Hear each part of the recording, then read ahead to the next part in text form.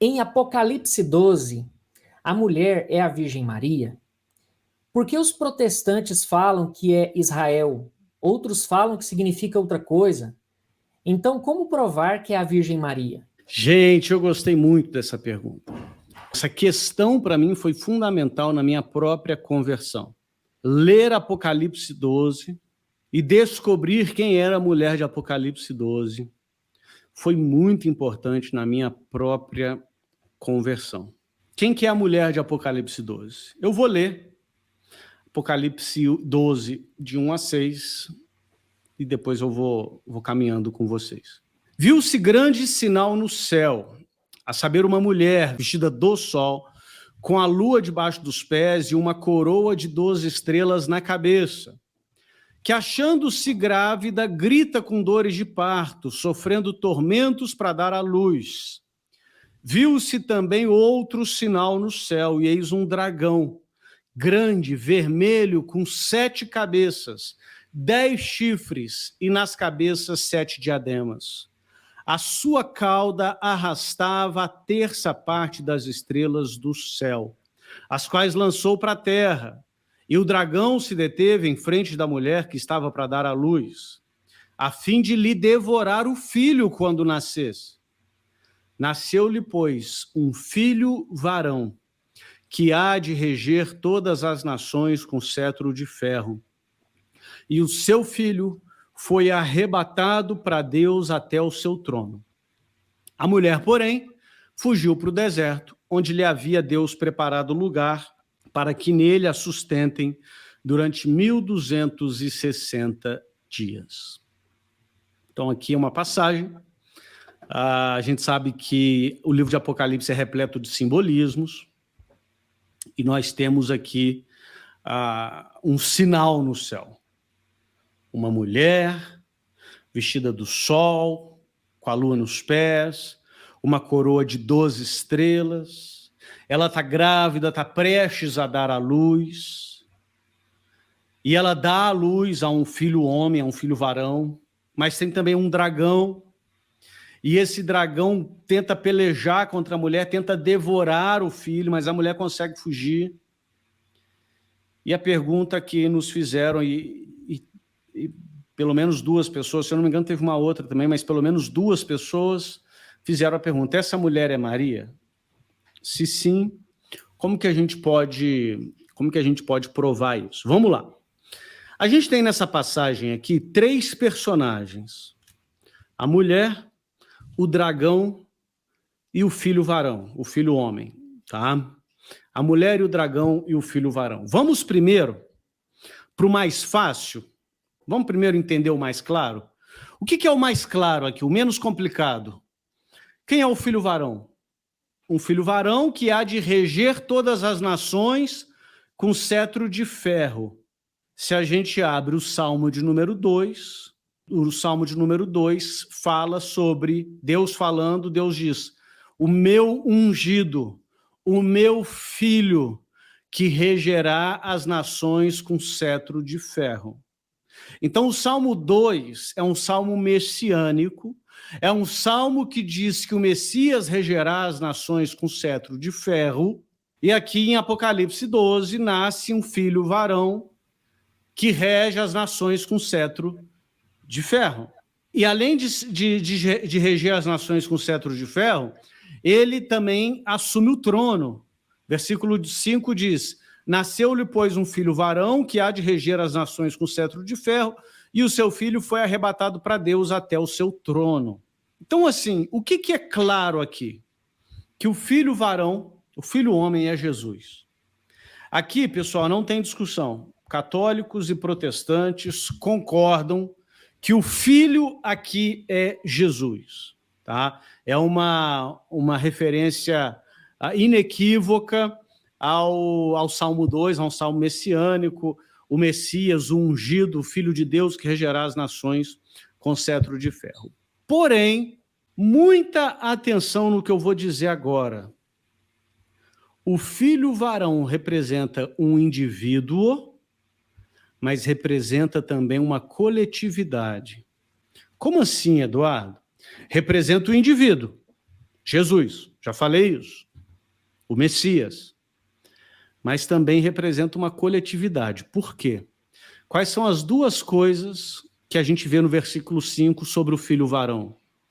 Que ele vai reger as nações e que ele vai se assentar no trono. Apocalipse 2:26. 2:26. Ao vencedor, que guardar até o fim as minhas obras, eu lhe darei autoridade sobre as nações. Apocalipse 3:21. Ao vencedor, dar-lhe-ei sentar-se comigo no meu trono. Olha que interessante, queridos. Isso vai fazer sentido lá no final, tá? O filho varão se refere ao indivíduo, Jesus, mas se refere também a uma coletividade. Quem? A igreja fiel. O vencedor. O filho varão regerá as nações. Ao vencedor dar-lhe-ei poder sobre as nações. O filho varão sentará no trono. Ao vencedor dar-lhe-ei sentar-se comigo no trono. Então, o filho varão representa o indivíduo, Jesus, mas também representa uma coletividade, ou seja, a igreja fiel. Tá? Guarde isso, porque eu vou retornar nisso mais para frente, porque isso é muito importante. Segundo personagem também que é fácil a gente identificar quem é, o dragão. Quem que é o dragão? O próprio Apocalipse 12 nos explica. Apocalipse 12, versículo 9. Foi expulso o grande dragão, a antiga serpente, lembra? A serpente lá do Éden, que se chama Diabo e Satanás. Já expliquei quem é o filho e quem é o dragão. Já expliquei, o filho é Jesus, mas também representa uma coletividade, e o dragão é Satanás, o diabo, a antiga serpente. Qual que é o ponto de debate aqui? O ponto de debate é, quem é a mulher? Os protestantes dizem que é a igreja, ou Israel/igreja. Vamos colocar assim, os protestantes dizem que a mulher de Apocalipse 12 é o povo de Deus, contido em Israel/igreja. Existem evidências textuais para apontar para o fato de que a mulher é o povo de Deus? Resposta, sim. Sim. Por exemplo, a mulher está vestida de sol, com a lua nos pés e uma coroa de 12 estrelas. Gênesis 37:9, José do Egito, teve um sonho, e no sonho ele diz assim, sonhei também que o sol, a lua e as 11 estrelas, se referindo aos irmãos dele, se inclinavam perante mim. Ou seja, sol e lua aqui, Jacó e a mãe dele, e as 11 estrelas, os irmãos dele. Então, sol, lua e estrelas, no Antigo Testamento, era uma linguagem figurada para se referir a Israel. E aqui a gente vê a mulher vestida de sol, com a lua sobre os pés e coroada de 12 estrelas. Então, é uma evidência textual para que a mulher seja Israel/igreja. Ok? Uma outra evidência textual, a mulher tinha uma coroa com 12 estrelas, 12 apóstolos, 12 patriarcas de Israel. Então, o povo de Deus, Israel ou igreja, a gente tem a figura do 12 como uma figura da constituição plena do povo de Deus. Os 12 patriarcas, né, as 12 tribos, os 12 apóstolos. Então, olha só, existem evidências textuais que apontam para o fato de que a mulher seja Israel, ou a igreja, ou o povo de Deus? Resposta, sim. E existem evidências textuais que apontem para o fato de que a mulher é Maria? Resposta, sim, também. Por exemplo, talvez a mais óbvia, ela deu à luz o Messias, o Messias, ela está grávida, e ela dá à luz o Messias, o filho varão, que vai reger as nações com cetro de ferro. Essa é uma evidência. Segunda evidência, ela é chamada de Guiné. O que é Guiné?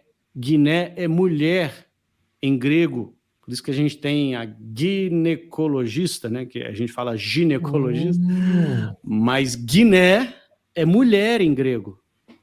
E aqui no Apocalipse, a mulher é chamada de mulher, chamada de Guiné. E por que isso é uma evidência? Porque na literatura joanina, João sempre se refere a Maria chamando-a de mulher. Mulher, eis aí o teu filho. Ou então, lá na boda de Caná, mulher, que tenho eu convosco. Tem gente que acha que Jesus está sendo desrespeitoso com Nossa Senhora, muito pelo contrário. Jesus, ele está tratando Nossa Senhora com a maior honra e dignidade. E lembrando também que na literatura joanina, João sempre coloca Maria com o nome de mulher. Então essa é uma outra evidência. Mais uma evidência, uma terceira evidência. Essa mulher de Apocalipse 12 teve outros descendentes. Apocalipse 12, versículo 26. Irou-se o dragão contra a mulher e foi pelejar contra o restante dos seus descendentes, os que guardam os mandamentos de Deus e têm o testemunho de Jesus. Então essa mulher, ela tem outros descendentes. E que outros descendentes seriam esses? João capítulo 19, versículo 26. Mulher, eis aí o teu filho. Filho, eis aí a tua mãe. Jesus entrega Maria como mãe da igreja. Se Jesus é o primogênito dentre muitos irmãos, como São Paulo diz lá aos Romanos que ele é, e se Maria é mãe de Jesus, é mãe do cabeça da igreja, ela é mãe também da igreja. Mais uma evidência. Quem que estava lá no Éden? Adão, Eva e a serpente. Quem que está em Apocalipse 12? A mulher, Jesus e o dragão. Quem que é a mulher? Se estava lá Adão, Eva e a serpente, e aqui está o novo Adão, o dragão, e quem que é a mulher? Nova Eva. A nova Eva. A nova Eva. O testemunho patrístico a esse respeito é muito precoce, muito precoce. Questão assim de 10, 20 anos depois que São João morreu, já tem gente escrevendo, falando que Maria é a nova Eva. Por exemplo, eu posso ler para vocês aqui Irineu de Lyon, escrevendo em meados do século II, no seu livro Demonstração da Pregação Apostólica, no capítulo 33, ele diz: Adão, de fato, foi recapitulado por Cristo, a fim de que o que é mortal fosse submisso na imortalidade, e Eva em Maria, a fim de que uma virgem se tornasse advogada de uma virgem, dissolvendo e destruindo com a sua obediência de virgem a desobediência de outra virgem. E por aí vai. Tem inúmeras outras citações. A literatura patrística, desde o século II, já identifica Nossa Senhora como a nova Eva. Muito bem. Existem evidências para que a mulher de Apocalipse 12 seja Israel ou a igreja, e existem evidências para que seja Maria. Qual dos dois? É Israel, é a igreja, ou é Maria? Vamos ler alguns comentários bíblicos. Eu quero ler aqui um comentário de Santo Hipólito de Roma, século III. Olha o que Santo Hipólito diz. A mulher é claramente a igreja, cujo brilho supera o sol. Como a lua, ela é adornada com glória celestial, e sua coroa de 12 estrelas aponta para os 12 apóstolos, os fundamentos da igreja. Para Santo Hipólito de Roma, século III, a mulher de Apocalipse 12 é a igreja, é o povo de Deus. Lembre-se que nem tudo que os santos escreveram é infalível, tá, gente? Mas é um bom testemunho. E o testemunho de Santo Hipólito de Roma aponta para o fato de que a mulher de Apocalipse 12 é Israel / igreja. A mulher simboliza o povo de Deus, de onde emerge o Messias. Agora, um comentarista bíblico chamado Ecumênio, do século VI, ele diz outra coisa. Ele diz assim: a visão da mulher fala de Maria, a mãe do nosso Salvador, retratando-a no céu, não na terra, pura de corpo e alma, como um anjo, como cidadã do céu, como aquela que realizou a encarnação de Deus.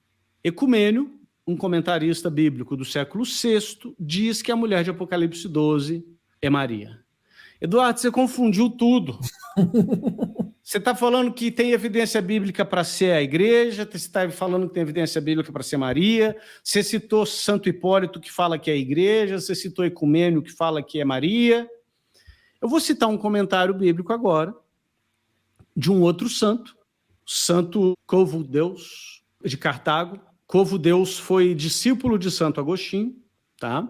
Eu espero que o comentário desse santo aqui resolva essa pendenga, esse pipoco, como diz meu amigo Edson, resolva essa confusão. Que ninguém de vocês ignore o seguinte: a mulher significa a Virgem Maria, que sendo inviolada deu à luz nossa cabeça intacta. Ao mesmo tempo, ela representa a figura da Santa Igreja. As duas coisas. Resolvido, meu povo? A mulher de Apocalipse 12 representa a Igreja e Maria. As duas coisas. Absolutamente as duas coisas. E aqui deixa eu dar uma dica que eu dou no curso Panorama Bíblico e os Dogmas da Igreja. Na interpretação bíblica, sobretudo na interpretação da profecia bíblica, existe um negócio chamado perspectiva progressiva da revelação. Uma mesma profecia pode ter mais do que um cumprimento e mais do que um significado. Por exemplo, a profecia para Davi, de que Davi teria um filho que construiria para ele um templo. A profecia está se referindo a quem? A Jesus ou a Salomão? Aos dois. O cumprimento imediato foi com Salomão, o cumprimento definitivo foi com Jesus. Lá em Isaías, quando a gente vê, eis que a virgem conceberá e dará à luz um filho, está falando de Nossa Senhora ou da mãe do rei lá que estava para nascer, eu esqueci o nome? As duas coisas. O cumprimento imediato foi lá na época de Isaías, o cumprimento definitivo foi com Nossa Senhora, ou seja, perspectiva progressiva da revelação. Uma mesma profecia, uma mesma passagem pode ter dois significados, e esses dois significados não são excludentes entre si. Lembra que eu falei para vocês no início da minha resposta que o filho varão representa um indivíduo e uma coletividade? Uhum. A mulher representa uma indivídua e uma coletividade. A mulher representa Maria e representa também a Santa Igreja. E sobre isso, e assim eu encerro a minha resposta, olha o que diz o parágrafo 507 do Catecismo da Igreja Católica. Maria é, ao mesmo tempo, virgem e mãe, porque é a figura e a mais perfeita realização da Igreja. Por sua vez, a Igreja, que contempla a sua santidade misteriosa e imita a sua caridade, cumprindo fielmente a vontade do Pai, torna-se também ela própria mãe, pela fiel recepção da palavra de Deus, pela pregação e pelo batismo, gerando uma vida nova e imortal, os filhos concebidos por ação do Espírito Santo e nascidos de Deus. E ela também é virgem, pois guarda fidelidade total e pura ao seu esposo. Quem tem fidelidade total e pura ao seu esposo, Maria ou a Igreja? As duas. Quem traz o Salvador ao mundo, Maria ou a Igreja? As duas. Quem é portadora de Deus para as nações, Maria ou a Igreja? As duas. Etc, etc, etc. Maria, parágrafo 507 do Catecismo, é a figura mais perfeita da Igreja. Maria e a Igreja estão tão intimamente correlacionadas, Maria como modelo de igreja, e Igreja emulando Maria, que a mulher do Apocalipse 12 é o povo de Deus, Igreja e Nossa Senhora, e não há conflito nenhum nessas duas interpretações.